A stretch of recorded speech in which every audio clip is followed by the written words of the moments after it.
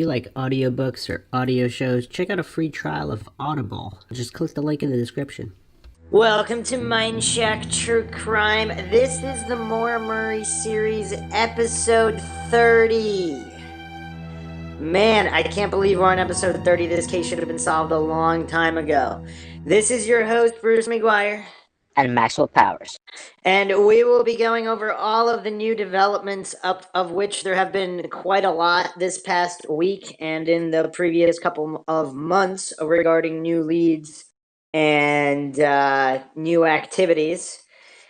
So there's some news on a couple different fronts. Oh, once again, if you like our podcast, you can donate to our PayPal. Check the link in the description. Subscribe to the channel. Hit the bell for notifications. If you like the video, feel free to share it across social media platforms. Questions, comments, suggestions, thoughts of any kind, leave them in the comment section.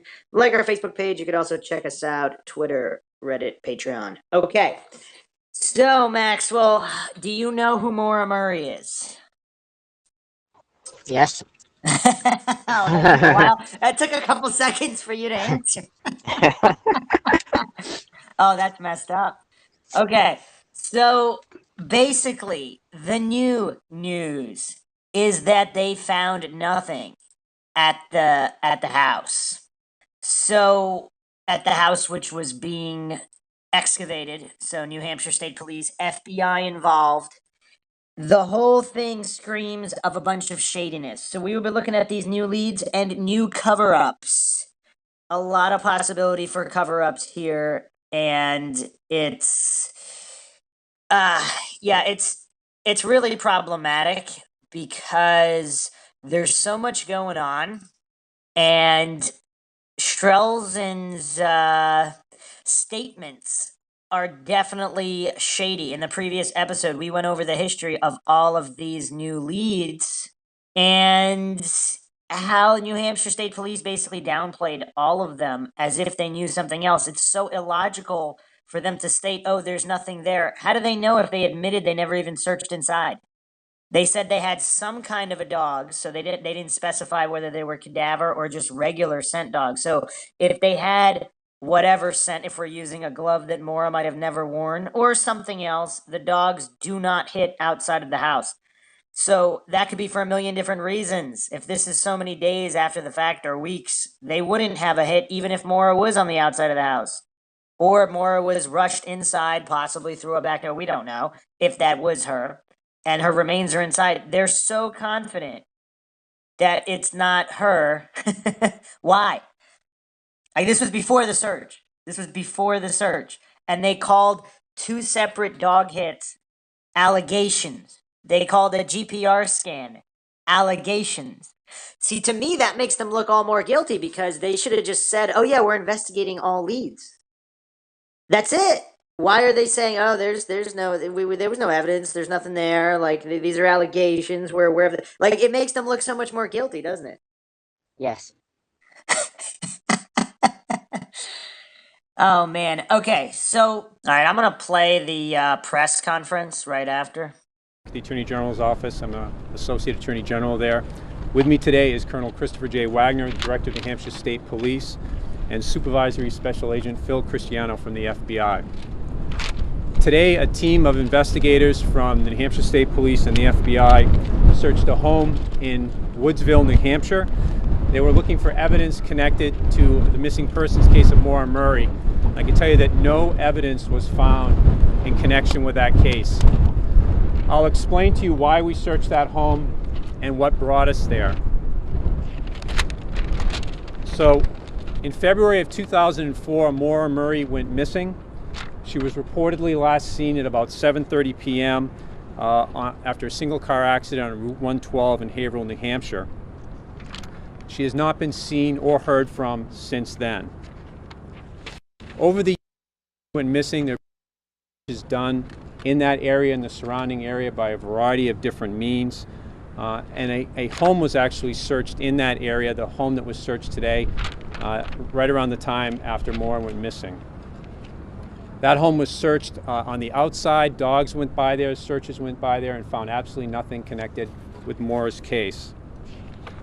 Over the last several months, that home has become the target of increased speculation by variety of private citizens. Some private citizens stated that they believed that there was a body, in fact, in that home, in the basement. And really that theory was based on a variety of different pieces of evidence, including a search that was done by a couple of dogs that belonged to private citizens, and a search that was done with something called ground penetrating radar.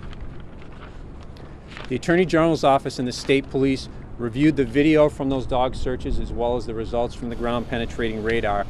And based on that review, we determined that there was no credible evidence that there was any evidence connected to this case in that home, and certainly no evidence. All right, hold on. I got to stop that right there. So there's a video of the dogs hitting. So, like, when dogs hit, see, that's a basis for warrants. I mean, that's how a lot of murder cases are solved. Quite a large percentage are based off dog hits, which, once again, depending on the circumstances. So they can hit underwater, they can hit through concrete. So depending on the circumstances and the environment, they could be up to 97% accurate. So if we have two separate dogs hitting, so one of them could be mistaken, yeah, sure, but based on whatever, but two, that increases the likelihood. They could still be wrong, of course, but when you have two separate dog hits from professional teams, like he's making it sound private citizens, I mean, these are dogs that are used in coordination with law enforcement teams. So it's not somebody's dog that they just brought from home. He's trying to downplay this. He said based on the review of the video. So even before they did the on-location search, he's saying based on the review of the video, which clearly shows a dog hit, he said we concluded nothing was there. That's like seeing like if you're looking at some kind of GPR scan or through some a radar, and you see like an outline of something that matches the shape of a skeleton, and not that that's what happened here, but he's like, oh yeah, that's nothing. That video shows us that there's not stating, we couldn't determine what that meant. Like, there's so many ways to sound less guilty that he's not taking. And we'll discuss why that could be in a moment. This case in that home, and certainly no evidence of human remains. And there was certainly no probable cause to do any search in that home. So hold on. A dog hits a human cadaver dog. A human cadaver dog hitting on a spot is certainly no evidence and no reason to get a warrant. This is turning into some kind of Stephen Avery fiasco. This is how can he say that with a straight face? It's weird. He's saying it with a straight face. Despite that, we did contact the homeowners, and they graciously gave us consent to search that home.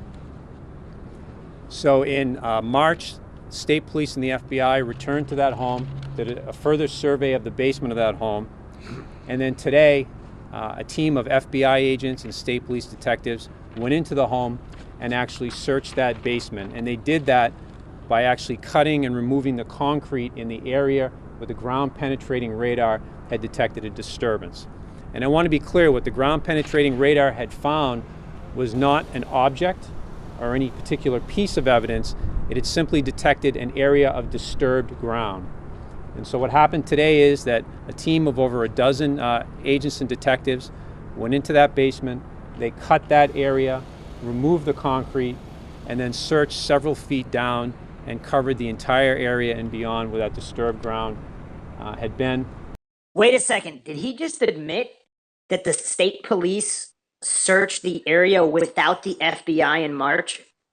So he just admitted that if the New Hampshire State Police is in on some kind of conspiracy or cover-up that he himself might be involved with, they could have removed the body then and then invited the FBI to go, see, nothing here, and then hold a press conference afterwards.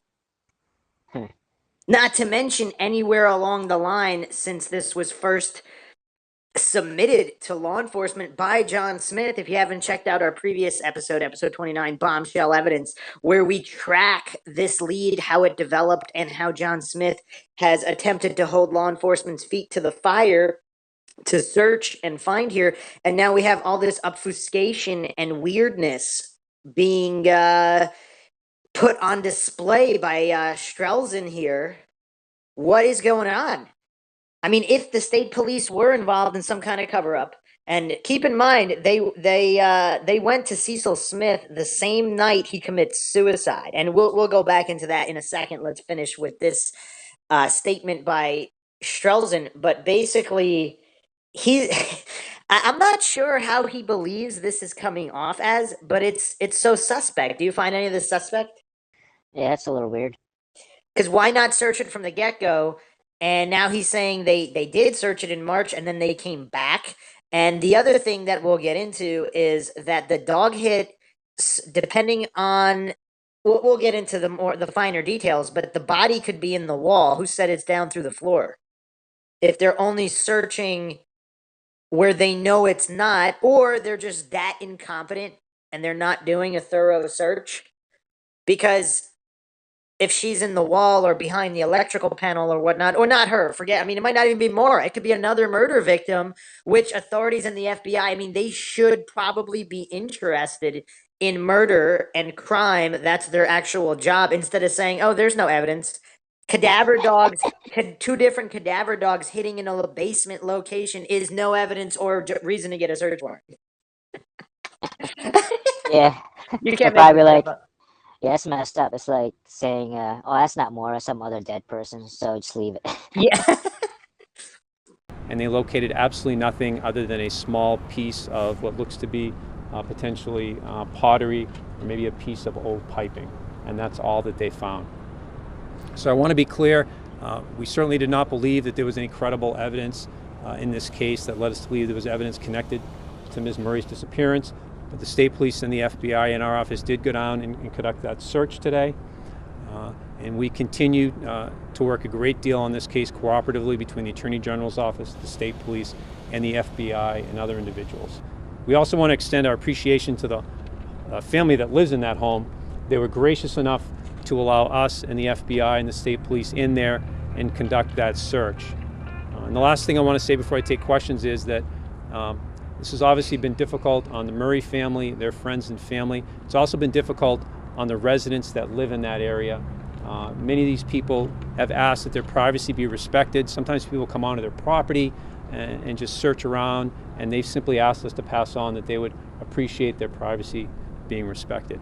And at this point, we'll take any questions that you have. So what is the next step then? Maura, you're saying conclusively Maura is not in that house? Based on our search, we do not believe that to be the case, that there's any evidence connected to her disappearance in that home.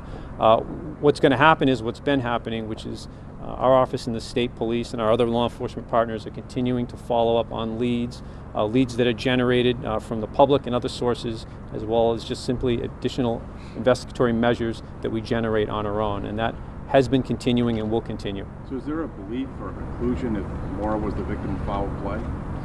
Well, this has been a criminal investigation from the start. We simply don't know what happened, but we're keeping our options open, and that's why law enforcement is involved. Jeff, would you say this was done for investigatory reasons or for the benefit of the family and to satisfy some unanswered questions from them? It was really done just simply to cross something off the list. I can tell you that, based on our review, and we try to be as methodical as possible, which is why it took some time and why we went through various steps, which included search.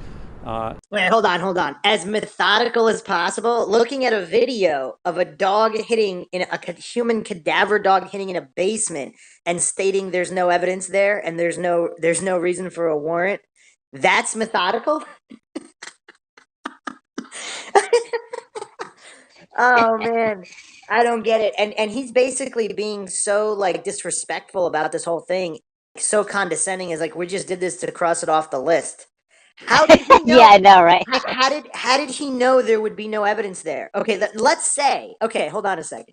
Let's say they know what really happened to Maura, and they even have her remains or whatever. They just know what happened somehow. Let's say if they tracked her down and she's alive in Canada, whatever the case may be. There's a human cadaver dog hitting in a basement. That's not worthy of investigation by criminal investigators.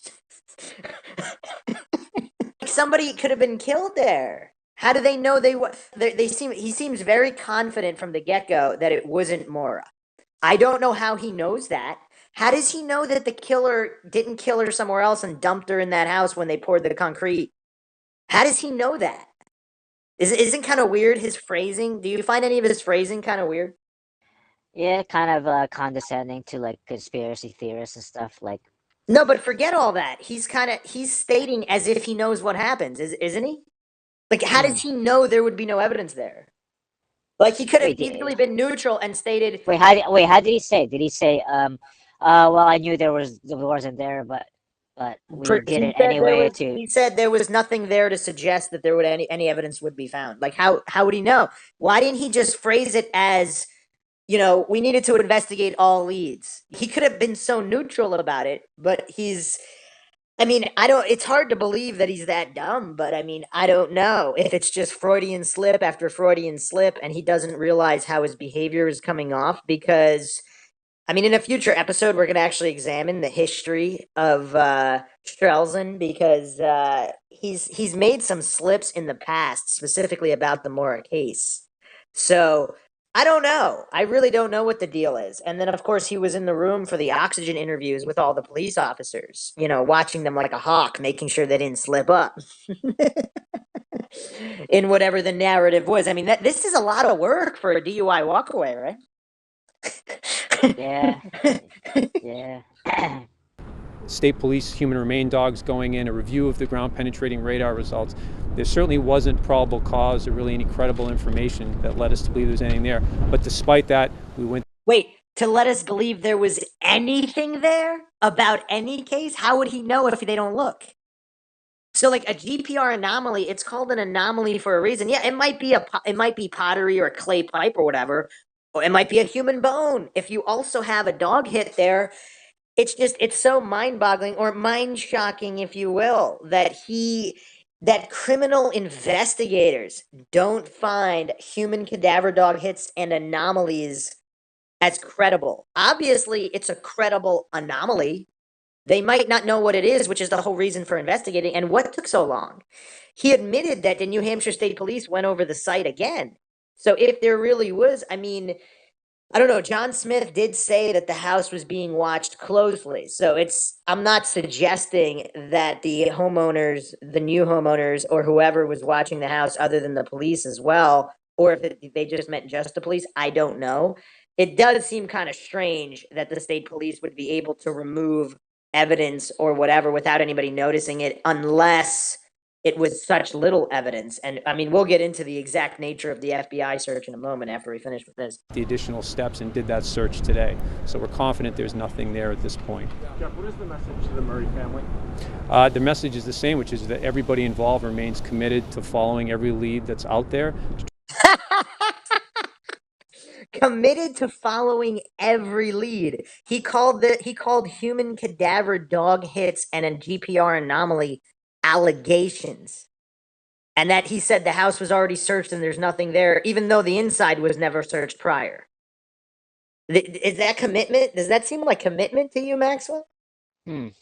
Interesting. They searched the exterior of the house in 2004. How did they know that the perpetrator didn't move the body back to the house, even if it wasn't at the house in 2000? We're talking basic third grader logic here. In the history of crime, criminals have moved bodies. Do they not? It's weird. It's not like, I don't know. It's just, it's very strange. His definition of commitment isn't the same definition I would use. What about you, Maxwell? I concur. And they dragged their feet since what? Early December? They've been dragging their feet forever. It's kind of weird. To try to get answers to what happened to Moore. What do you want to say to the public in terms of, if they know anything or if they've seen anything suspicious? Yeah, no, we've asked the public all along for their assistance. We've heard from members of the public. Every case is different. Some cases generate more interest and activity. This case has generated a tremendous amount of interest and activity. Some of it you would call maybe wild speculation, but regardless, the state police and our law enforcement partners have continued to follow up on every single lead in this case, and will continue. Wild speculation, like this was just a DUI walkaway, and there's nothing strange about any of the circumstances of that night. That sounds more wild than anything John Smith came up with. Continue to do so.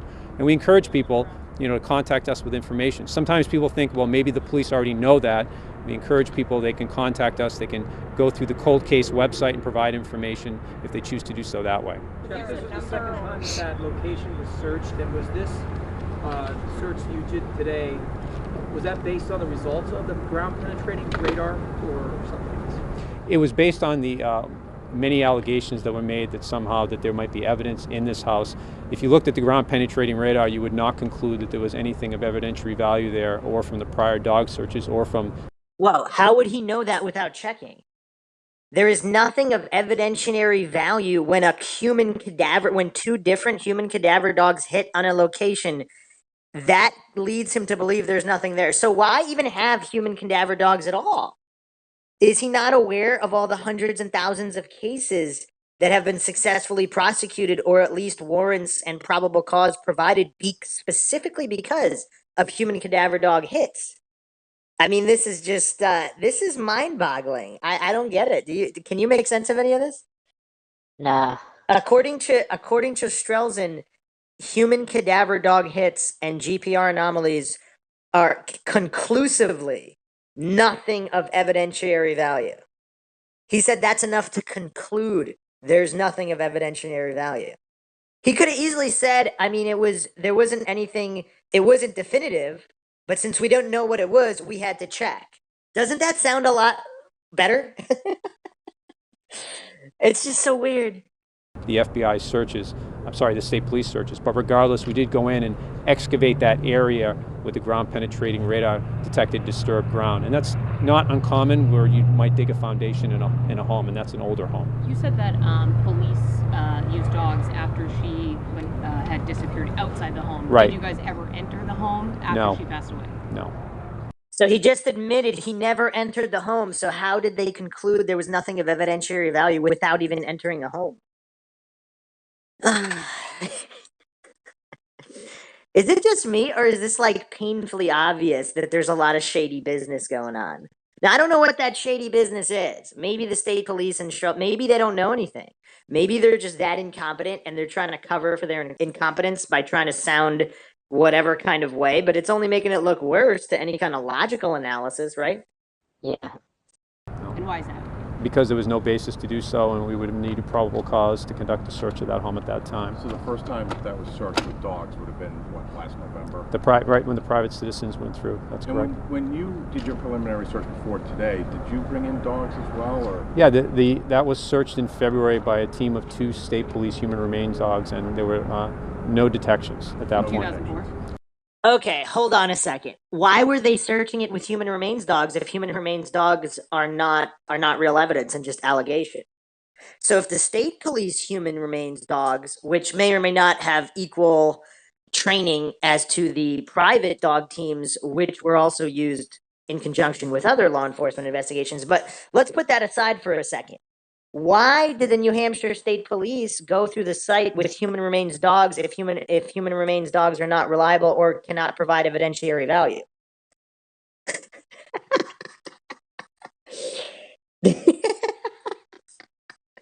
Answer the question, Maxwell. I don't know. That's kind of weird. So he's admitting that they went. So I don't know. He said something weird. He said they asked if the interior of the house had been searched prior. He said no. But he did say yes at the beginning of the press conference, and he said they searched it in March. And then now he's saying that New Hampshire State Police had human cadaver dogs in February search the location. So I guess does he mean the exterior? I don't know what he means here, because if he means the exterior, that was searched before, and if the hit is in the interior, why would they search the exterior? How would that help? If no dogs had ever hit on the exterior, how does going over the exterior again disprove the interior? Unless he meant the interior, but I don't know. This year. February Yep. this year. February of this year, yep, the state 2 of police your dogs. No. Nothing. That was inside? Yes. Oh, he just said inside. So someone just asked if that was inside. He said yes. A moment ago, he said the house was never searched inside. So he said in February of this year, The house was searched inside. Someone asked inside. By the way, John Smith is asking some of these questions, and we will get to the aftermath of this press conference and some more drama between John Smith and Jeff Strelzin. You know who John Smith is, right? Yeah, private eye for more. Okay, so yeah, so he just gave a few different conflicting statements, and here's the thing: if human cadaver dogs, if they don't provide anything of evidentiary value or probable cause, why did he have the state police go through the interior of the house in February?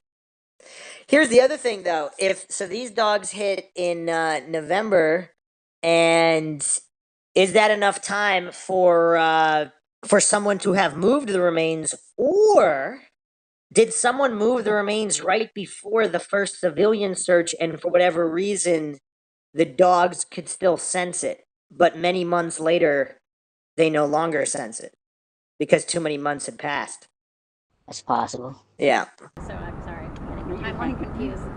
Soon after her disappearance, there was an outside. There was, yep, there were multiple searches in that area Jeff, I outside. have a question. Do you have any suspects or any other leads that you can follow up on? We don't name suspects in our case. No, I know, but do you have anything else that...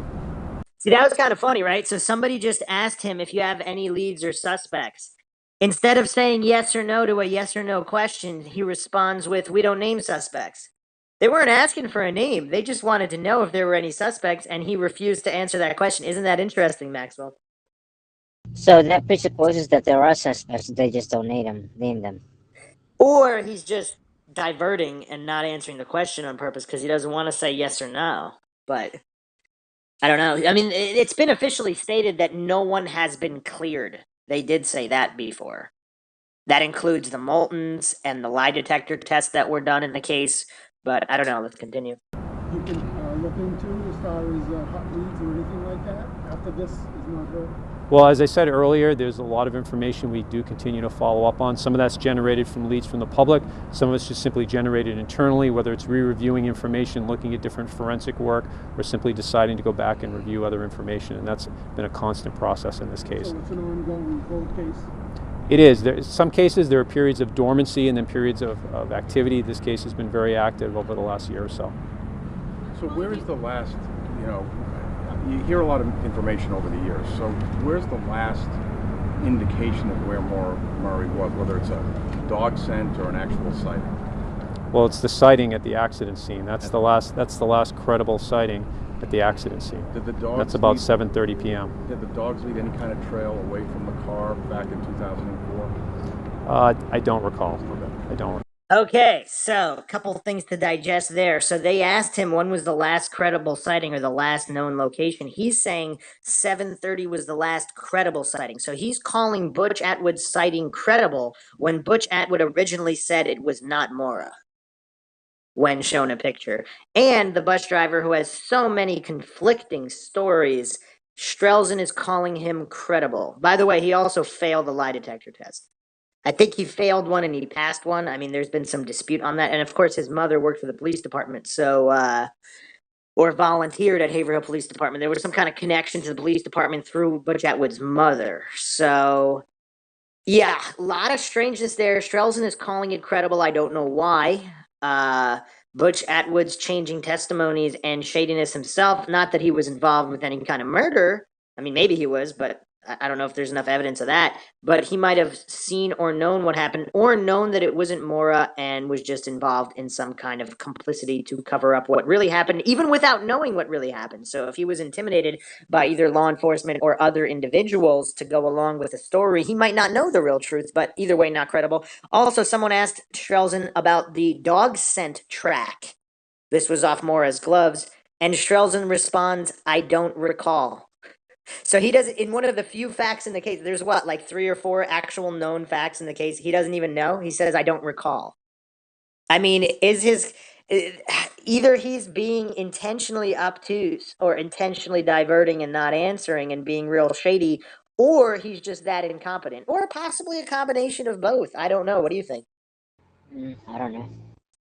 Always on the ball, Maxwell. Call at this point. Will you be producing any sort of report or feedback that will be provided to the GPR surveyor or the Murray family detailing methodology and results? I'm not sure I understand your question. Will there be any sort of report or feedback to the GPR?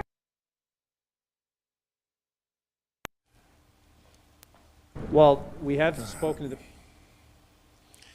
Okay, the college, Massachusetts college student disappeared back in 2004 while driving through New Hampshire. We've lost our signal up there in North Haverhill. Today, investigators are still on the site in that community. Just to bring you up to date here, just a little bit if we can right now. The developments are that there are no developments, really. Everything stands pretty much where it is. They did penetrate basement at the home in Woodsville looking for possible human remains. They apparently excavated a concrete area in the basement and found nothing. And that was Senior Assistant AG Jeff Strelzin giving us the update, saying also that a private investigative team, including a dog and that ground penetrating radar, was brought in, and that is when that team reported to authorities that it did hit on something in that basement beneath the concrete, some potentially disturbed earth. And so with respect to that, even finding no evidence within that report itself, FBI and state police investigators did return to that home in Woodsville, New Hampshire, and did investigate further. Again, going through the cement, looking around, and reporting today that they have recovered no new evidence in the disappearance of then 21-year-old Maura Murray. Now, Strelzin did indicate that when they excavated a concrete area in the basement, they did find a single old type of a pipe or perhaps a piece of pottery, but nothing of any significance, the type of thing you might find when you excavate in a basement, and nothing. So basically, we're back to where we started in this case, more questions than answers. The disappearance of Maura Murray remains a mystery, and we'll continue to bring you up with all the latest developments as we move into our new. Okay, so Strelzin also, they also stated they wouldn't be testing anything because there was nothing to test because no evidence was found. What do you think about that statement, Maxwell? No evidence was found. I don't know. I mean, that's pretty simple. They stated no evidence was found. You don't know what to think about that? There was no body, so I guess, I don't know. Did they show it? Did they show the excavation with photographs and stuff like that? Okay, so in some of the news reports, I don't see any photos from inside, but there are photos from outside. So this was posted on WMUR TV. Update: FBI, New Hampshire State Police are searching this home in North Haverhill in connection with the disappearance of Maura Murray. Authorities were seen bringing a jackhammer inside the home. So they also apparently had evidence bags that they were carrying in and out. Were they empty? Were they not empty? Because if they did remove evidence and then they're saying there was no evidence, because how do we know there was really no evidence?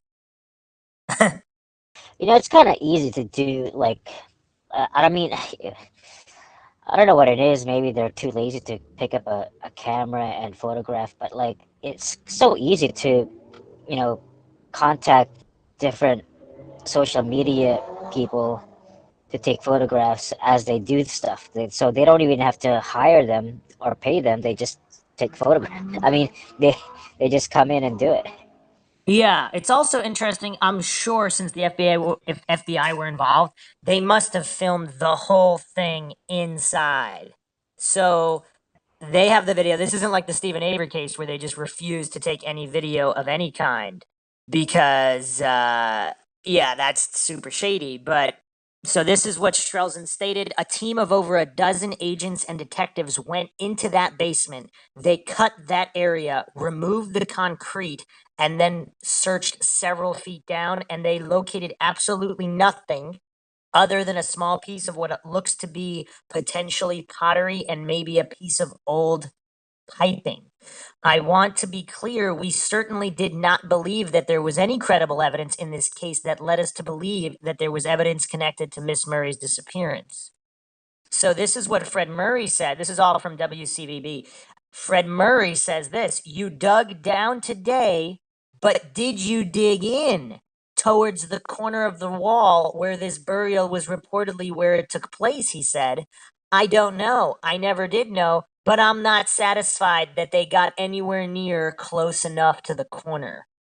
I thought we had a really good shot at being right, Murray added. I just don't know whether the police are right or if they looked further into the corner, they might have come up with something. So that's pretty interesting, right? Yeah, I mean, if they're not willing to do it, Fred Murray will do it with a freaking hammer. So here's their news report here. This one's super quick. It's like a minute. This was April 3rd. News search tonight in the case of missing UMass College student Maura Murray, 15 years after she vanished. Investigators dug up the basement of a home in New Hampshire. 5 investigates Mike Bodette with the results. And then what led them to this house, Mike? Maria, the search came up empty, a frustrating development for the family of Maura Murray. She wants to come home and be buried in her hometown, and she can't. She's buried up here, and I need help. Maura Murray's father, Fred, thought he'd finally find his daughter today. 15 years after the Hanson native and UMass student crashed her car in Haverhill, New Hampshire, and disappeared. This is what gave him so much hope. 2 cadaver-sniffing dogs hired by Fred Murray last year appearing to hit on something in the basement of the home near the spot where Maura was last seen. A ground-penetrating radar specialist then found something in the same area. The specialist's report obtained by 5 investigates revealed that, according to a local tradesman, the concrete slab is a relatively recent improvement. And the impetus for the ground-penetrating radar survey was the alleged discovery of unidentified bones during an oil line installation, sometime prior to pouring the concrete slab. What do you think the state police in New Hampshire should be doing right now? Digging, as we speak. Digging my daughter up, if it is my daughter. New Hampshire's Associate Attorney General says investigators were always skeptical. They cut that area, removed the concrete, and then searched several feet down, and they located absolutely nothing. Despite that, Fred Murray still has questions. You dug down today, but did you dig in towards the corner of the wall where this burial was reputedly where it took place? I'm not satisfied that they got anywhere near close enough to the corner. Investigators say it's been an especially active year in the Murray case, and they remain committed to following every lead in the... Okay, so in the video, it looks like the dog is hitting on the wall, like behind the control panel, the electrical panel, and the GPR supposedly is down through the floor. So, obviously, without falling for any kind of black and white fallacies, it's possible the GPR scan anomaly has nothing to do with anything, and that the dog's hit on possible human remains in the wall. So the GPR could be a red herring, and the dog hits could be legitimate, especially if there's two different dogs, and they have videos of the dog hits. These are not allegations. This is real human cadaver dogs hitting on this location. So without releasing the video inside the house of exactly what they did where, because if they just dug down through the basement floor, and once again, if New Hampshire State Police really were there in February and March without the FBI, what did they do? Did they make sure there would be no hit? Like, I don't know. It's weird because if these police are covering up from for a different criminal action, with whether related to Cecil Smith or not, nothing to do with Maura, but evidence of a different crime could be there that might have been uncovered searching for Maura, so they had to get rid of that other evidence.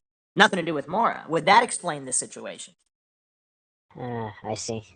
What do you think? I don't know. And now, of course, we have to go through the mind-shocking evidence here that, according to a local tradesman, the concrete slab is a relatively recent improvement. The impetus for the ground-penetrating radar survey was the alleged discovery of unidentified bones during an oil line installation sometime prior to pouring the concrete slab. So this is, according to WCVB News, that came from a confidential report. So there was a confidential report that bones were found during an oil line installation. So, and that's why they brought in the GPR and possibly the dogs. Now, keep in mind, way back when, in 2004, this is when Fred Murray received a tip the family received a tip that the owner of the house was involved in Maura Murray's disappearance. So this has nothing to do with dogs or GPRs. There were some kind of rumors or tips that the owner of that house or family or friends of the owner of the house were involved in Maura Murray's fate or disappearance. So again, it's just kind of weird how Strelzin thinks that that these are all allegations, there's no evidence of it. Aren't tips meant to be investigated? And if you don't know what the truth is, how would you know that it's not connected to Maura Murray? So if these bones were found, where are the bones? Who has the bones? Have the bones been tested? So once again, if this is true, how can Strelzin and the New Hampshire State Police say there was no evidence? Even dog hits are evidence enough, but if the bones were found, I mean, you find human bones in Strelzin's world, does that not constitute evidence? Yeah. That's kind of weird. So he was so sure that nothing would be found. That's suspicious. It's almost as if he knew the whole story beforehand. And if it related to another case, murder or not, it's as if he knew it wasn't Maura. So if he's complicit in some kind of cover-up or simply doesn't want to look incompetent, then this is a cover-up. Either a cover-up for incompetence or a cover-up for complicity. So either those are Maura's bones or they are not Maura's bones, and they know what or who the bones are. So maybe it's not human bones, but the dogs are specifically trained to only hit human remains. So it's all very bizarre unless this whole story is made up. But according to this WCVB news report, this confidential report said that there were bones found. Okay, so then of course I mentioned this earlier. The other thing that's really weird is if they knew the remains were there, removed the remains either in February or March, and wanted to look like they were investigating everything to cross it off the list, then they would want the FBI on the scene. Because after there was no evidence left, they would make sure that everything looks like it's on the up and up because the FBI probably wouldn't be complicit.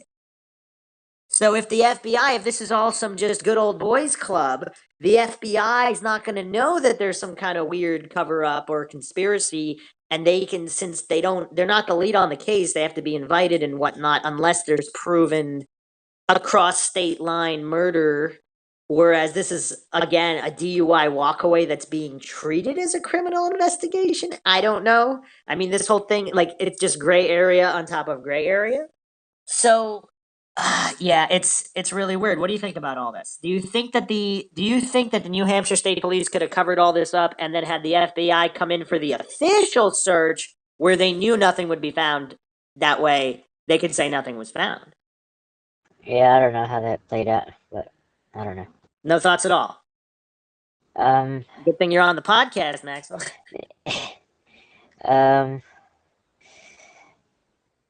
Well, I don't know. It's not as shady as Stephen Avery's. I don't know. Or is it? So on February 20th, Cecil Smith was visited by New Hampshire State Police, who were also at the scene of the house doing a search. This all happened in the same day. And then that night he commits suicide. Is this a coincidence, Maxwell? Which part?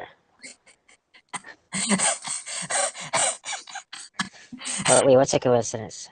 You don't know what a coincidence is? No, what's the coincidence?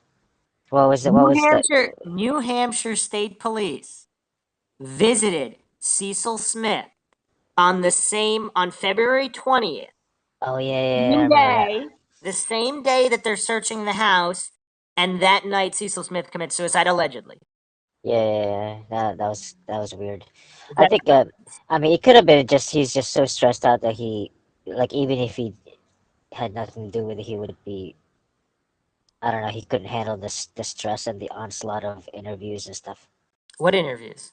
Well, I don't know if I don't know. What are you talking about? I don't know. Maybe Cecil Smith couldn't handle the stress anymore. Or what stress? He's retired. Nobody's asking him for interviews. He's not in the media. He did that Oxygen show, which he didn't even have to do, which is another weird thing why he went on that. But okay. They visit Cecil Smith the same day they search the house with dogs. I think with dogs, unless they searched it multiple times in February. So Did they find something? Did they tell him what they found? Or was this really not related to Maura's case at all? So coincidentally, that night he allegedly commits suicide, but there's allegedly 2 guns there. So if that's true, was it a murder? Because obviously suicide is a convenient way to cover it up. But if it really was a suicide, what did the New Hampshire State Police tell Cecil? Are they responsible for upsetting him? If he's not complicit in any way, but they are, did they tip him off that something was coming and he couldn't handle it? Because all these theories about proving that this is because he's guilty or whatever, that all might be fallacious. Because if he's innocent and other members of law enforcement are not innocent, that could really mess with even someone of sound mind, let alone someone with a neurodegenerative disease. What do you think? If there's some shady law enforcement or state police, like if it's not Cecil, because like I said, Cecil could have been the good guy in all this. I don't know. Maybe he is the bad guy. Maybe he did kill Maura. I mean, there's no evidence. I don't see any evidence of that. It seems to me, just based on all of this shadiness, it's possible he was the good guy. It's possible he knew about some of these other shady officers and he was trying to get to Maura before they did or whatnot. We don't know what was on the radio. We don't know the deal. But if he's the good guy and these other officers are the bad guys, what did they tell him? And are they kind of like strong arming him or threatening him in some way? Because that'd be really messed up. And especially with his neurodegenerative disease, like if they're threatening him or his family, he's like, well, and he's not thinking clearly to begin with. I mean, that's just all very shady. And why were there 2 guns found? Because if that's true, I mean, once again, people like to hate on John Smith all the time and basically say that he lies about everything. But from what I've seen, he's been vindicated every step of the way. I mean, they were saying that whole dog hit situation wasn't even real. Like before Strelzin admitted it, most of the online trolls were trying to discredit him and saying that wasn't even a real thing. So I think similar to James Renner, I think John Smith also simply reports what he believes is true. I don't think there's any kind of lying going on.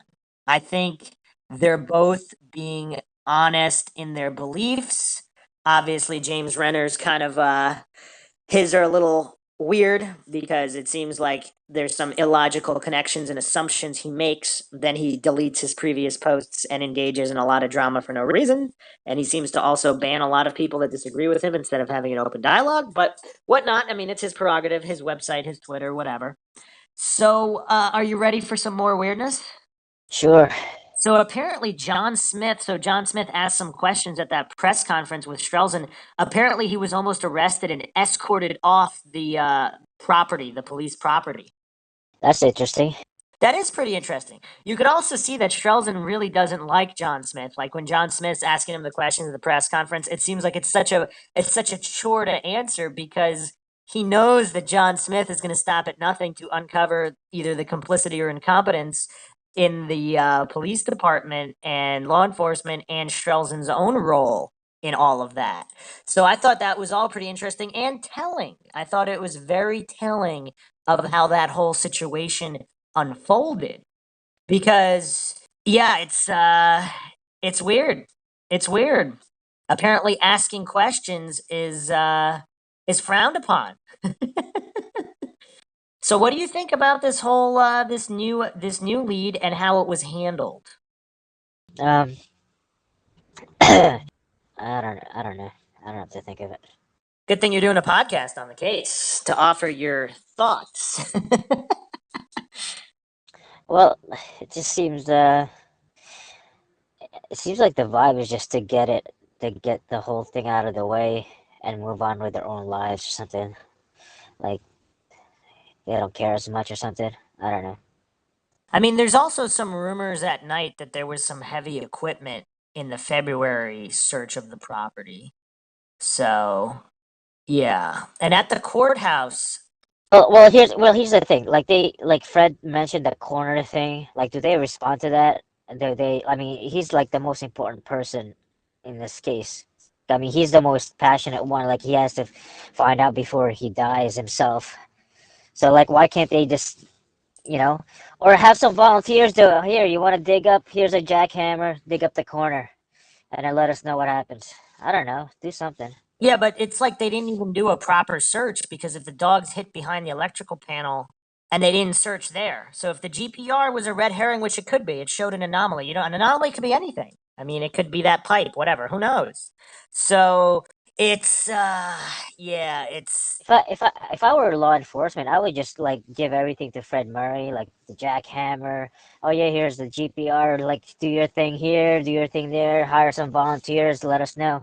yeah, I know exactly. There was Like actually I mean, that's what I would do. there was Cause like actually a case in Florida where the family of a victim sued the police and they won and they got all the evidence in the case because the police wasn't doing anything.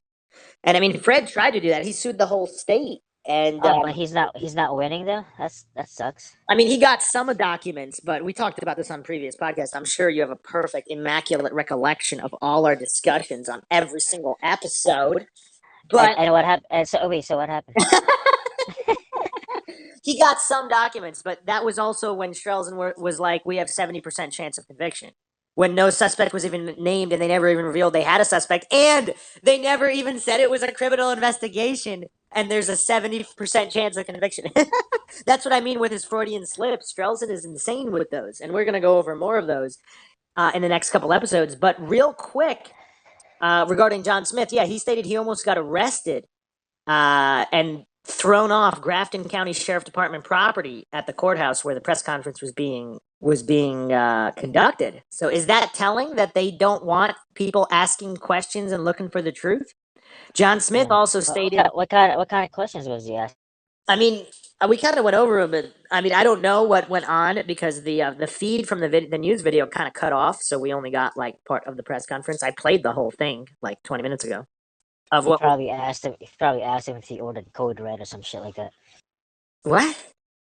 Just a reference to a movie. I don't know. Probably like. Did you order Code Red or some shit like that? I don't know. Can't handle the truth. You can't handle the truth. Imagine if Strelzin just started coming out, just started screaming that to John Truth Seeker Smith. Oh man. Oh man, you're speaking the truth. You can't handle the truth. see. Wait, why does he call himself that? The Truth Seeker? That's all on his YouTube, right? That's what it's called on YouTube. Because he's seeking the truth. Why else would anybody call himself? I mean, I think one of the reasons people hate John Smith is because they can't handle that he's not a sellout and he retained his integrity. Nobody's arguing that he's not like abrasive or rough in ways sometimes. I mean, he is, and I don't think he denies that either. And he doesn't make any apologies for it. But I think that's what they hate is that he will always follow the path of truth and integrity no matter what. And with his type of personality, certain people that are just really easily offended and amidst their cognitive dissonance and other biases, they just can't handle that. So they associate abrasiveness with being wrong. Which, I mean, you know, Mindshock's got some haters as well in some of the comments, especially in the Avery series, people that said they were coming for us. Because they don't like... Maxwell Powers has haters too. Yeah, but he's also got an army to handle them. Yeah. So anyway, also, yeah, real quick though, as we said before, that apparently they were taking some kind of soil samples or other evidence bags were removed from the property, but John Smith stated that Strelzin said that nothing was going to be tested because there was nothing there. So if they did take samples, why wouldn't they test them? I mean, there's a picture with a woman with a gigantic bag, like walking out of the house. Huh. That's interesting. Yeah, I mean, it could just be garbage or excess material from whatever equipment, but we don't know. Obviously, we don't know. And we don't know what... Or she saw some, like, nice items, like antiques and stuff, and just takes it. Oh, that's messed up, Maxwell. That's messed up. Now, the bag, it looks like it's, like, possibly insulation, maybe removed, but they dug up the floor, but again, it doesn't... We don't have any evidence that they looked behind the electrical panel, which seems like where the dogs hid. Also, it looks like the addition made onto the house is a little strange, and the whole thing was remodeled, you know, around the time it was sold. So what happened before, we don't know. So if Maura was there before and is no longer there, if New Hampshire State Police had searched the area, the actual basement with human cadaver dogs, they might have got a hit too, but after too many months had passed since the moving of the body or the bones, they wouldn't hit on anything. Once again, it doesn't mean it's Maura, but whatever. So I think that's interesting to note. All of these reactions are interesting. John Smith almost being arrested is kind of interesting. Probably not surprising to the haters because they think anything he says or does is completely insane. And some of them actually think that John Smith is a suspect in the case, which is kind of funny. That's weird. Well, the haters know no bounds. Like we're on the other coast, and they're probably calling us suspects too. Some of these online trolls. It's pretty funny. All right, so let's move into the final piece that needs examination today, which is coming from James Renner. No way. He's gonna come into the picture again? That's awesome. Wait, did he found new pictures of Maura in Canada or some shit like that? No, I think he's abandoned that line of thinking. Here is James Renner's post. This was posted Wednesday, April 3rd, 2019. Are you sitting down, Maxwell? Because this is going to be a mind shock. That's funny. I'm actually standing up. A warrant for Bill Rausch's arrest on felony sex abuse has been issued. 2 sources confirm that prosecutors have secured an indictment for Bill Rausch in D.C. on a charge of felony sex abuse, and a warrant has been issued for his arrest. This is the culmination of a year and a half of testimony and evidence gathering related to an incident that occurred in the offices of Raid Group International in 2011, news which I broke in the epilogue of my book, True Crime Addict. He's plugging his book. Since this allegation was made public, several more women have come forward to me claiming Bill Rausch was abusive toward them sexually. You can read these stories here, and we actually went over them on previous podcasts. I'm sure you remember all of that, Maxwell. Bill Rausch has been serving in the U.S. Army at Camp Lemonnier, which has been in charge of a propaganda campaign, including dropping leaflets and monitoring Twitter accounts of enemies of the state. He is due to return to the States this week, but this arrest warrant may speed things up. 2 of Bill's victims, whom I spoke to in D.C., are asking police to look into his whereabouts in the days after Maura Murray disappeared. I believe Maura was traveling in tandem with another driver and likely made it to a cabin or a condo the night of the accident. It's possible her death occurred later in the week. So that's pretty interesting, right? And he actually posted the actual warrant. He posted a screenshot of the bench warrant. So I suppose this was for all of his haters, and Aaron Larkin, who actually said that James Renner made up this whole story and there was no grand jury and there would be no indictment because there is no evidence, and that these people that came forward were either made up by Renner or they were just making up stories and nothing would ever come from it, if you remember our discussion on that. So that's kind of interesting, too, on how James Renner has his share of haters, just like John Smith, who think that everything they say are a bunch of lies. And every step of the way, both James Renner and John Smith seem to be vindicated at every turn of information they put forward. Not that the information is true, but that they're honestly reporting the information they received. They didn't make it up, and they're not lying. They're giving their direct experience of who they talked to, what they told them, and then now there's proof of an actual bench warrant and all of these things. So what do you think about that? I wonder what Aaron Larkin's response to this is going to be. What do you think? Do you think she's probably just going to say they're all lying? She seems to be a very adamant defender of Billy Rausch for no reason, as if she knows him or something. I don't know. But it's kind of weird because, like, it seems like she defends him so illogically, whereas she used logic and illogically tries to steer all conversation away from UMass Amherst, because once again, we don't even know for sure whether or not Maura made it to New Hampshire, let alone Haverhill or that area. So she just automatically assumes that it's not legitimate, which again, I mean, we've discussed this endlessly. Maybe Bill is guilty, maybe he's not. How would we know? But Aaron seemed to jump in definitively as if she knew he wasn't guilty and these women were just making up stories and there was no reason to ever examine Bill Rausch for any complicity in anything ever. So did you find that kind of weird or no? I wasn't that familiar with her postings and stuff, so we discussed them pretty extensively on multiple podcasts. And you seemed to have opinions at the time. Oh, what was my conclusion? Maxwell, are you saying you don't remember your own conclusions? You Nah. pretty much defended Erin every step of the way. It was kind of strange. Oh, I probably just liked her music or something. Oh, you just like the music to the intro of her podcast? Yeah. Oh man, that's the way Maxwell Powers examines logical veracity, or logical coherence. Wait. What was the question? You think do I think it's weird that she's defending That she Billy Rausch? defended Billy Rausch so adamantly without knowing whether or not he was guilty or not, and the manner in which she did it. Oh, that's when I started asking, saying like if I should interview Billy Rausch, right? Yeah. See, Maxwell remembers something. Yay! um. Yeah, I don't know. Maybe they're going out or something. I don't know. Billy Rausch is married with kids. That doesn't mean anything. So hold on a second, Maxwell. you think that Billy, in between serving time overseas in the military and his political connections and his job and his family and kids, he's going out with Erin Larkin On the side, once or twice a week. I don't know.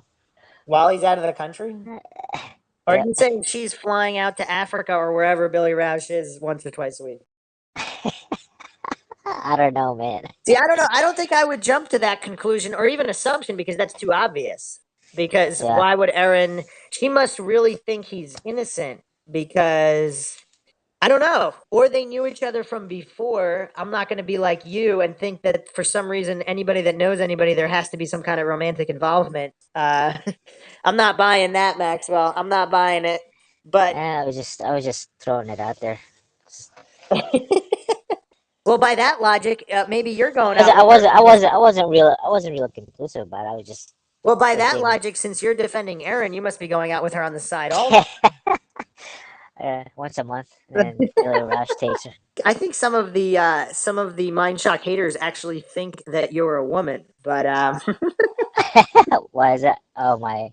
I don't know. why They just think that. I don't know. You can't ascribe logic to illogical people. But anyway, with this Oh, news, jeez. about before this gets too much into Jerry Springer territory, this news about Billy Rausch's arrest warrant. I mean, that seems to definitely mean there's some kind of a legitimate evidence, whether it's true or not. There's something to go on for the bench warrant to be issued.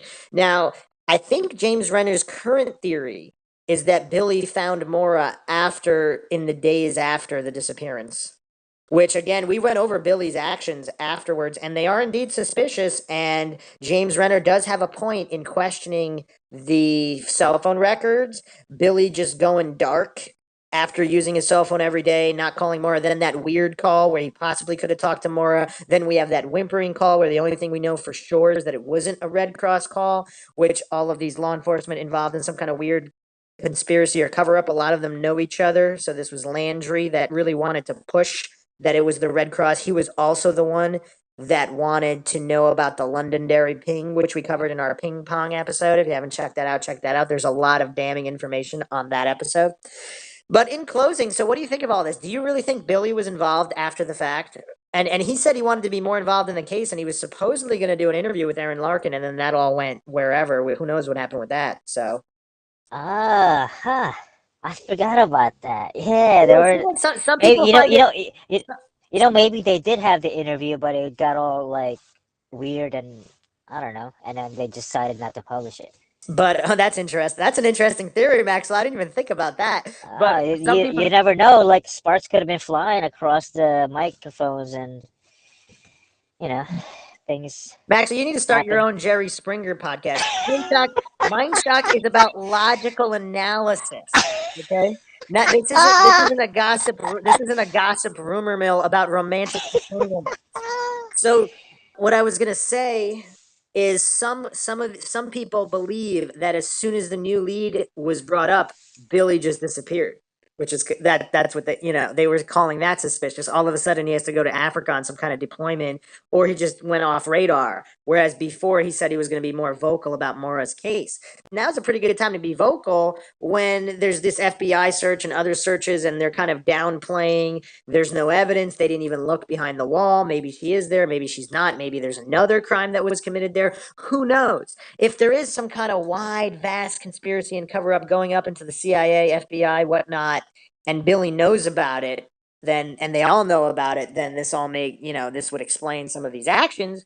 Or like we've postulated many times in the past, there could have been something else going on that night that has nothing to do with Maura, but she got involved with someone connected with that, either by accident, possibly in a car accident, whatnot, and there was other activity. They can't reveal the other activity because it's sensitive in some way or classified or whatnot. So by default, they can't admit anything with Maura, because if Maura got into an accident with this other person that can't exist, or whose identity they can never reveal no matter what, they can't have anything going in that direction. So that would explain all of this cover-up. Not that law enforcement was responsible for harming Maura in any way, just that there was something else going on, and possibly law enforcement being involved in something else illegal, nothing to do with Maura.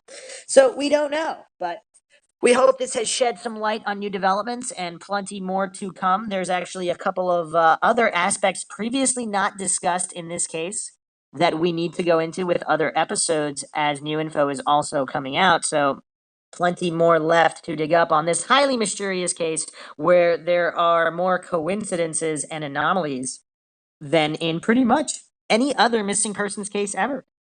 So we hope you enjoyed another edition of Mindshock True Crime. If you like our podcast, you can donate to our PayPal. Just check the link in the description. Make sure you subscribe to the channel. Hit the bell for notifications. If you like the video, feel free to share it. Like our Facebook page. You can also check us out on Twitter, Reddit, Patreon. This is Bruce McGuire signing off. And Maxwell Powers. We'll catch you guys next time.